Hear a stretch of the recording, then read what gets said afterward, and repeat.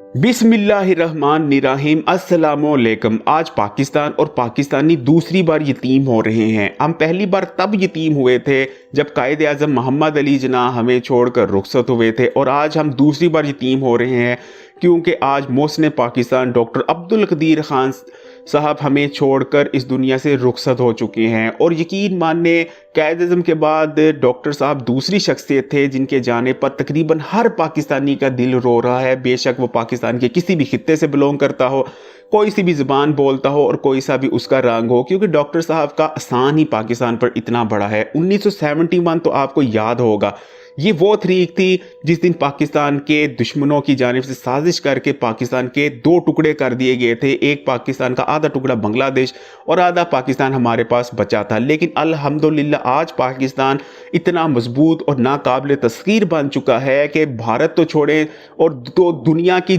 जितनी भी super powers हैं वो भी अगर मिलकर पाकिस्तान के खिलाफ खड़ी हो जाती हैं तो पाकिस्तान से पाकिस्तान का 1 इंच का टुकड़ा भी नहीं ले सकती। इतना पाकिस्तान आज मजबूत बन चुका है, नाकाबिल तस्खीर बन चुका है, और ये सब कुछ डॉक्टर अब्दुल कदीर खान साहब का ही एहसान है। इसलिए हर पाकिस्तानी आज दुखी है। डॉक्टर साहब 85 साल की उनकी उम्र थी और आज के दिन वो हमें छोड़कर विदा होते हैं। लेकिन डॉक्टर साहब 1936 में भारत के शहर भोपाल में पैदा हुए थे। जब पाकिस्तान और बनता है यानी 1947 में, तब डॉक्टर साहब की फैमिली हिजरत नहीं करती पाकिस्तान में, क्योंकि उस वक़्त जो भोपाल के हालात थे वो शदीद ख़राब थे, ट्रांसपोर्टेशन का मसला था, और इसलिए डॉक्टर साहब की फैमिली हिजरत नहीं कर पाती। लेकिन उसके बाद भारत और ख़ासकर भोपाल में मुसलमानों पर इतना तशद्दुद किया जाता है भारतीय हिंदुओं की जानिब से, और मुसलमानों की ज़िंदगी तकरीबन अजीरन कर दी जाती है, जिसके बाद 1952 में डॉक्टर अब्दुल कदीर साहब की फैमिली ये फ़ैसला करती है कि अब हम भोपाल से हिजरत कर कर पाकिस्तान के शहर कराची में सेटल हो जाएंगे। और उसके बाद 1952 में डॉक्टर साहब कराची पहुंचते हैं और कराची के साइंस कॉलेज में आप अपनी जो हायर एजुकेशन है उसका आगाज़ करते हैं। अपनी बेसिक हायर एजुकेशन डॉक्टर साहब कराची में ही कंप्लीट करते हैं, और उसके बाद हायर एजुकेशन के लिए यानी पीएचडी करने के लिए डॉक्टर साहब जर्मनी का रुख करते हैं, और जर्मनी से वो मेटालॉजिकल इंजीनियरिंग में पीएचडी करते हैं। डॉक्टर साहब जर्मनी में ही एक फर्म होती है एफडीओ नाम की, वहाँ अपनी नौकरी का आगाज़ करते हैं, पेशा ज़िंदगी का आगाज़ करते हैं। एफडीओ कंपनी बेसिकली ऐसे कंपोनेंट बनाती थी जो न्यूक्लियर साइंस में इस्तेमाल होते थे, न्यूक्लियर पावर प्लांट्स में इस्तेमाल होते थे, और ख़ासकर यूरेनियम को इनरिचमेंट करने के लिए जो कंपोनेंट्स और पुर्ज़ाजात इस्तेमाल होते हैं, ये कंपनी वो बनाया करती थी। जर्मनी में डॉक्टर साहब की ज़िंदगी बहुत ज़्यादा सेटल थी, आप खुशगवार अपनी ज़िंदगी गुजार रहे थे, आपके पास पैसा था, आपकी फैमिली थी, यानी सब कुछ अच्छा भला था, आपका घर था जर्मनी में। लेकिन उसके बाद 1971 का साल आता है। ये वो साल था जब पाकिस्तान अंदरूनी और बैरूनी साजिशों का शिकार होकर दो टुकड़ों में तकसीम हो जाता है। पाकिस्तान का एक हिस्सा बांग्लादेश बन जाता है और पाकिस्तान का आधा हिस्सा हमारे पास बचता है। और यही वो मोमेंट था जो डॉक्टर अब्दुल कदीर खान के दिल पर आकर ऐसे लगता है कि डॉक्टर साहब अपनी जो खुशगवार ज़िंदगी थी उसकी खुशगवारियों को भूल जाते हैं और पाकिस्तान के गम में गमगीन हो जाते हैं, क्योंकि डॉक्टर साहब पाकिस्तान से शदीद नोयत का प्यार करते थे। आप ये बर्दाश्त ही नहीं कर पाते कि आपके प्यारे मुल्क के दो टुकड़े कर दिए गए हैं दुश्मनों की साजिशों की वजह से। तब आपके जहन में ये बात आती है कि अगर पाकिस्तान के पास भी न्यूक्लियर बम होता तो भारत तो छोड़े, दुनिया की सुपर पावर भी पाकिस्तान की जानिब देखते वक्त भी 1000 बार सोचती। उस वक्त पाकिस्तान पर शदीद प्रेशर था। एक तो पाकिस्तान के दो टुकड़े हो गए थे, दूसरा 1971 में भारत ने अपना पहला न्यूक्लियर टेस्ट भी किया था। बहुत कम इसका जिक्र किया जाता है, शायद जो ज़्यादातर हम लोगों में हम समझते हैं कि शायद 1998 में ही भारत ने टेस्ट किए थे, जिसके बाद पाकिस्तान ने 5 टेस्ट करके जवाब दिए थे। लेकिन असल में भारत ने अपना पहला न्यूक्लियर जो टेस्ट किया था ये 71 में ही किया था और पाकिस्तान की सरहद के बिल्कुल करीब किया था। यानी पाकिस्तान उस वक्त शदीद प्रेशर में था, पाकिस्तान की सिक्योरिटी को शदीद खतरात थे। डॉक्टर साहब से ये सूरत हाल बर्दाश्त नहीं होती और वो फ़ौरन अपनी खुशगवार ज़िंदगी छोड़कर, दौलत, पैसा, शोहरत सब कुछ यूरोप में छोड़कर हर पाकिस्तानी का ख्वाब होता है कि वो यूरोप जाके सेटल हो, लेकिन डॉक्टर साहब जो यूरोप में कामयाब ज़िंदगी गुजार रहे थे, नौकरी सब कुछ अपना दौलत पैसा वहाँ छोड़कर पाकिस्तान आ जाते हैं और पाकिस्तान आकर पाकिस्तान के न्यूक्लियर प्रोग्राम को ज्वाइन करते हैं। 1976 में खान साहब की जानिब से पाकिस्तानी न्यूक्लियर प्रोग्राम को ज्वाइन किया जाता है। मामूली सी तनख्वाह लेते हैं, वहाँ लाखों कमा रहे थे उस ज़माने में महीने, और यहाँ आकर मामूली सी तनख्वाह, क्योंकि ज़ाहिर बात है पाकिस्तान के पास इतना बजट नहीं था कि पाकिस्तान अपने न्यूक्लियर प्रोग्राम पर और न्यूक्लियर प्रोग्राम में जो साइंटिस्ट काम कर रहे हैं उनको बहुत ज़्यादा पैसे दे सके, इसलिए मामूली पैसे लेकर वहाँ के मुकाबले में डॉक्टर अब्दुल कदीर खान साहब पाकिस्तान न्यूक्लियर प्रोग्राम पर काम शुरू करते हैं।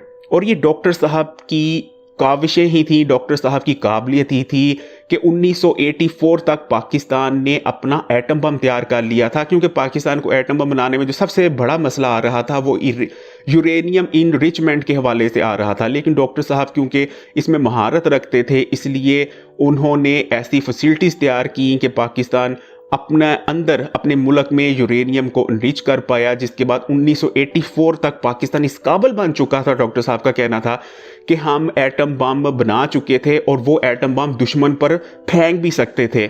और यही वजह थी कि भारत भी हमसे उस 84 के बाद घबराता था और उस किस्म का कोई भी बड़ा मार्का भारत की जानिब से नहीं हुआ 1984 के बाद। बात फिर आगे चलती है, 1998 का साल आता है और ये वो साल था जब भारत 3 न्यूक्लियर टेस्ट करता है। भारत का ख्याल था कि शायद पाकिस्तान डर जाएगा, पाकिस्तान में खलबली मच जाएगी, लेकिन अल्हम्दुलिल्लाह पाकिस्तान अल्लाह ताला ने डरने के लिए नहीं बनाया। 1998 में भारत 3 टेस्ट करता है, जबकि उसके कुछ ही दिन बाद पाकिस्तान की जानिब से 5 न्यूक्लियर धमाके किए जाते हैं, 5 न्यूक्लियर टेस्ट किए जाते हैं। पाकिस्तान तो भारत के ना तो पाकिस्तान और ना ही पाकिस्तानी भारत के न्यूक्लियर टेस्ट से घबराए थे, लेकिन भारत की हालत जो होती है हमारे 5 न्यूक्लियर धमाकों के बाद, यकीन माने भारत और भारतीय कांप रहे थे। भारत में मंदिर भर गए थे, मंदिरों की घंटियां बजना नहीं रुकती थी कि ये क्या हुआ, पाकिस्तान के पास न्यूक्लियर वेपन आ गए हैं। भारतीय उस वक्त इतना घबरा गए थे कि भारतीय ये सोच बैठे थे कि अब भारत का बस अंत आ गया है। लेकिन जो अल्लाह को मंजूर, खैर जारी बात है, जब दोनों पार्टीज के पास न्यूक्लियर वेपन्स होते हैं तो जंग करना नामुमकिन हो जाता है। लेकिन दुनिया भर की कुफरिया ताकतों को ये कैसे बर्दाश्त हो सकता था, ये बात हजम ही नहीं हुई कि एक मुसलमान ममालिक टेक्नोलॉजी में इतना आगे निकल चुका है कि उसने 5 न्यूक्लियर टेस्ट कर डाले हैं। पूरी दुनिया, खासकर मगरिब की जानिब से अमेरिका, यूरोप और जितने भी दूसरे ममालिक थे, उनकी जानिब से पाकिस्तान पर प्रेशर बनाना शुरू किया जाता है। पाकिस्तान को मुख्तलिफ ऑफर्स दी जाती हैं, प्रेशर भी बनाया जाता है, ऑफर्स भी दी जाती हैं। अमेरिका तो यहाँ तक कहता है कि हम पाकिस्तान के तमाम कर्जे माफ़ कर देंगे और साथ में पाकिस्तान के अकाउंट्स में बिलियंस ऑफ डॉलर डाल देंगे, और हम ये भी गारंटी देते हैं कि भारत कभी पाकिस्तान पर हमला नहीं करेगा। लेकिन पाकिस्तान की स्टैब्लिशमेंट और पाकिस्तान की क़यादत ये अच्छी तरह से जानते थे कि ये सिर्फ ढकोसले हैं, और पाकिस्तान ने कभी भी इस चीज़ पर आंच तक नहीं आने दी, इस चीज़ की तरफ समझौता करने का सोचा भी नहीं कि वो अपने न्यूक्लियर प्रोग्राम पर कभी आंच आने देगा। इसलिए हमने साफ इनकार कर दिया, इन तमाम ऑफर्स को ठुकरा दिया और डट कर खड़े हो गए कि पाकिस्तान कभी भी अपने न्यूक्लियर प्रोग्राम पर आंच नहीं आने देगा। और अल्हम्दुलिल्लाह आज तक पाकिस्तान का न्यूक्लियर प्रोग्राम मज़ीद ग्रो कर रहा है और हमने टैक्टिकल न्यूक्लियर वेपन्स तक तैयार कर लिए हैं, और ये तमाम डॉक्टर अब्दुल कदीर खान की ही मेहनत है जो आज पाकिस्तान के पास इतने छोटे छोटे न्यूक्लियर टैक्टिकल वेपन्स भी हैं जो अमेरिका, भारत या दुनिया के और किसी मुल्क के पास भी मौजूद नहीं। टेक्निकल न्यूक्लियर वेपन्स भी बहुत ज़्यादा ख़तरनाक होते हैं, क्योंकि ये पाकिस्तान अपनी सरजमीन पर इस्तेमाल कर सकता है। अगर खुदा न खास्ता भारत का एक पूरी ब्रिगेड भी पाकिस्तान में दाखिल हो जाती है तो पाकिस्तान के पास ऐसे न्यूक्लियर वेपन्स भी हैं जो उस पूरी की पूरी ब्रिगेड को ऐसे हवा में गायब कर सकते हैं, ऐसे उड़ा सकते हैं कि वो कभी दुनिया में एग्जिस्ट करती ही नहीं थी। ऐसे ज़बरदस्त न्यूक्लियर वेपन्स भी पाकिस्तान के पास मौजूद हैं अल्हम्दुलिल्लाह। क्योंकि जब पाकिस्तान ने अपना न्यूक्लियर प्रोग्राम बना रहा था तब भी, और ख़ासकर जब पाकिस्तान न्यूक्लियर टेस्ट करता है उसके बाद पाकिस्तान के ख़िलाफ़ तो प्रोपेगेंडा किया जाता ही है।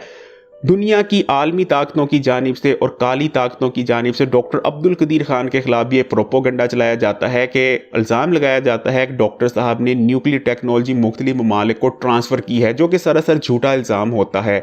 लेकिन उसके बाद मुशर्रफ की जानिब से डॉक्टर अब्दुल कदीर खान पर कुछ पाबंदियाँ भी लगाई जाती हैं जो कि नहीं लगाई जानी चाहिए थी। लेकिन बहरहाल अब पाकिस्तान इस काबिल है कि पाकिस्तान को कोई भी दुनिया की ताकत तस्कीर नहीं कर सकती, और ये हमारे पर आसान है डॉक्टर अब्दुल कदीर खान का कि डॉक्टर अब्दुल कदीर खान ने आज हमें इस काबिल बना दिया है। एक चीज़ याद रखिएगा, किसी के बारे में भी आप ये नहीं कह सकते कि ये शख्स कन्फर्म जनती है, लेकिन डॉक्टर अब्दुल कदीर खान के बारे में दिल से आवाज़ निकलती है कि ये शख्स कन्फर्म जनती है। और डॉक्टर, ज़ाहिरी बात है, जिसने 14 हमारी तकरीबन 22 करोड़ आबादी है, 22 करोड़ मुसलमानों को महफूज कर दिया है जन्नत के अलावा, उसका जो ठिकाना है वो और क्या हो सकता है। तमाम पाकिस्तानियों से अपील है कि डॉक्टर अब्दुल कदीर खान के लिए दुआ कीजिएगा और उन्हें हमेशा याद रखिएगा, क्योंकि जिंदा कौमें अपने हीरोज़ को हमेशा याद रखती हैं। मैं हूं खबरी, वीडियो को लाइक करें और मज़ीद ऐसी वीडियोज़ के लिए खबरी चैनल को सब्सक्राइब करके बेल आइकॉन को दबा दें।